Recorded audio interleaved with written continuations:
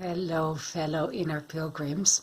On Sunday, the 29th of March, I turned 42 years old, so I celebrated my birthday in lockdown here in the UK, and I have been thinking for quite a couple of days already how I wanted to kind of give something back to all of you as a gift for my birthday. I really enjoy doing that every year, but this year it felt particularly difficult because I don't know about you, but it can be so tricky for something like that not to feel as if it is making some kind of commercial gain out of this whole coronavirus situation. So I found it quite difficult to come up with something that felt pure. But when I was talking with a friend of mine, I realized that one of the things that I am reflecting on a lot about this whole COVID-19 situation might be actually very beneficial to share that with you. So there are two things that keep on popping back up inside of my mind, and how applicable it is to you will depend where you are in the change curve. You might have had a moment to look at that blog that I wrote last week, and if you haven't yet, please do. It's about all the phases that we go through when we are confronted with change, and depending on where we are in that curve, if we are still in shock or denial, or if we are in bargaining, depression or anger, or if we have already come to a place of acceptance, depending on where you are or where your loved ones are, this message of mine will be more or less beneficial for you. But the two things that keep on popping back up for me is that I feel that we are all invited to look at our demons, to really face our demons, and they come in so many different shapes or forms. So my invitation for you would be to really reflect on what it is that comes to the foreground for you right now that is very unpleasant.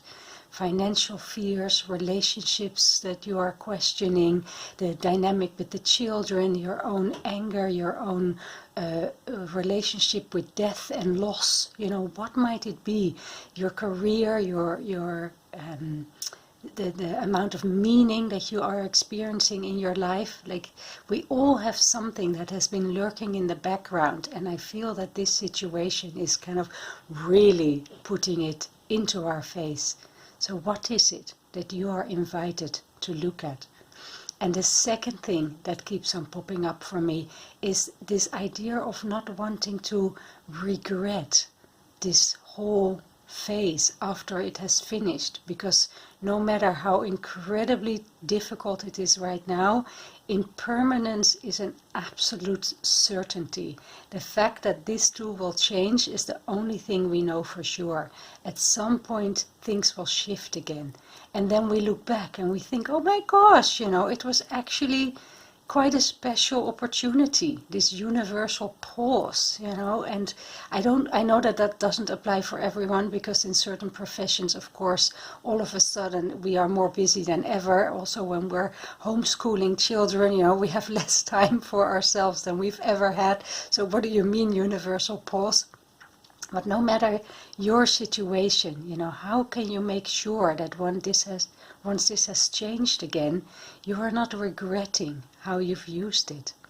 So that is my second invitation for you.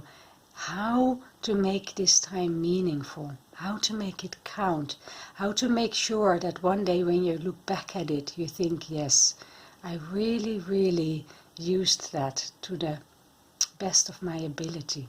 I made it beneficial and meaningful. So those are the things that I am thinking about a lot in relationship to my own life and my own demons and my own ways to make this time purposeful. So I hope that these two reflections can be meaningful and useful for you too.